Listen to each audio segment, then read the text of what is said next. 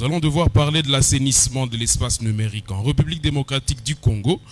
Comment endiguer les fake news, les discours de haine et des manipulations, mais quel est le rôle du gouvernement, des plateformes et celui des citoyens? Et je ne serai pas seul pour animer ces panels. Je vais donc tour à tour devoir inviter les panélistes. Je vais devoir aussi inviter, c'est un homonyme, Monsieur John Boussomoké, qui est journaliste, expert en gouvernance publique et gestion des entreprises. Bienvenue. J'espère qu'après qu'on pourra parler de ce nom de Boussomoké, j'espère que... Ouais. Et enfin, vous qui êtes dans la gouvernance publique et gestion des entreprises. Je pense que c'est très capital cette question. Mais pour parler de l'Internet en RDC, on doit voir d'abord les statistiques des consommateurs de l'Internet. Actuellement, nous sommes à 36 millions d'utilisateurs de l'Internet, dont on peut parler de 20% seulement qui ont une connexion d'environ 4G, qui avoisine 4G. Sur les 5 millions d'habitants, nous parlons de 80% qui n'utilisent pas Internet, qui ne connaissent rien Internet. C'est-à-dire, quand nous avons une bonne gouvernance, nous avons la possibilité d'abord de structurer, c'est-à-dire de structurer progressivement parce que nous connaissons la zone des utilisateurs. Vous connaissez que ce sont les zones urbaines qui utilisent Internet. Nous connaissons que nous, au niveau de notre politique de la République démocratique du Congo, au niveau numérique, nous avons cette zone, les zones urbaines qui utilisent Internet. Et je pense, avec une bonne politique, nous pouvons assainir très fortement sans se disperser. Parce qu'on ne va pas assainir là où il n'y a pas les utilisateurs. En connaissant les utilisateurs, nous connaissons qu'ils sont dans les zones urbaines. Et là où les journalistes vont intervenir justement, dans la formation en fait, dans la formation, parce qu'il faut aussi qu'ils soient capacités. Parce qu'il y a des journalistes qui, par exemple, dans la presse écrite et audiovisuelle, mais en matière de fact-checking, il faut qu'ils soient encore formés. Il faut qu'il ait quelque chose de plus pour qu'ils puissent bien donner l'information par rapport au fact-check.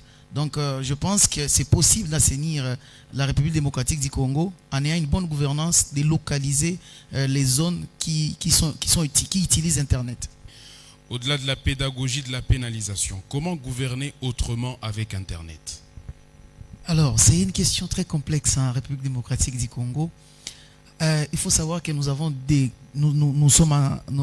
dégringolé un tout petit peu dans la liberté de la presse parce que nous sommes actuellement au 103e sur 180.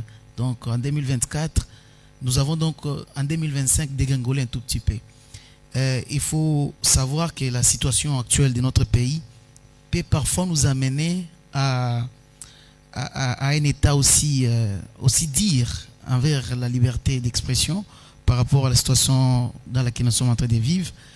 Mais ce qu'il faut faire à ces moments-ci, c'est la création en tout cas d'un organe indépendant constitué des experts, constitué des journalistes et des magistrats pour essayer de nous différencier l'illégal au désagréable. Parce que ce n'est pas parce que vous n'aimez pas qu'on critique votre camp que ça devient illégal. Donc, cette commission va nous aider d'abord à différencier l'illégal au désagréable pour que nous puissions, que nous ne jouons pas dans l'arbitraire. Et c'est là où maintenant le gouvernement doit être dire envers les plateformes qui gagnent des Congolais. Ces plateformes se font des millions, Facebook, Twitter, qui gagnent des millions en République démocratique du Congo. Alors nous devons être dire avec ces gens, parce qu'ils ont trois responsabilités majeures. Je finis par là. D'abord, la responsabilité technique. C'est-à-dire, nous devons les imposer dans leurs algorithmes et de mettre nos langues locales. Parce que quand ils savent déjà, leurs algorithmes connaissent nos langues locales, ils peuvent directement supprimer, ils peuvent agir.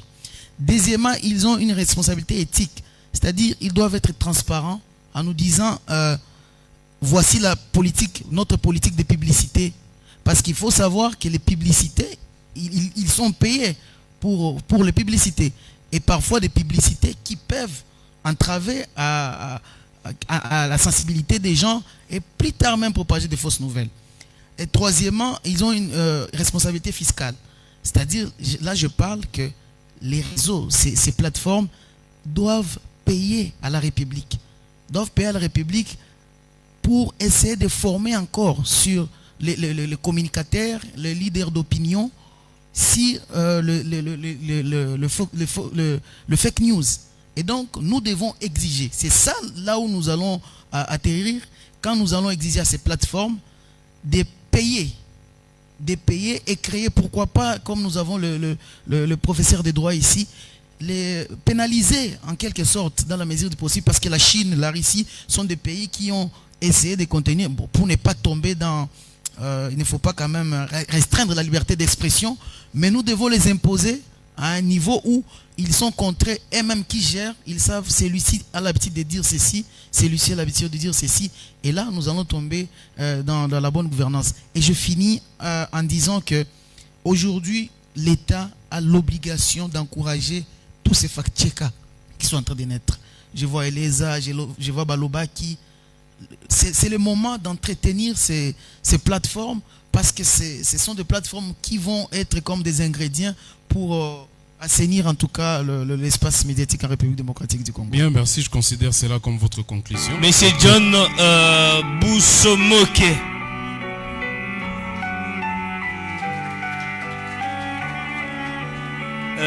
Monsieur Tuver Oundi.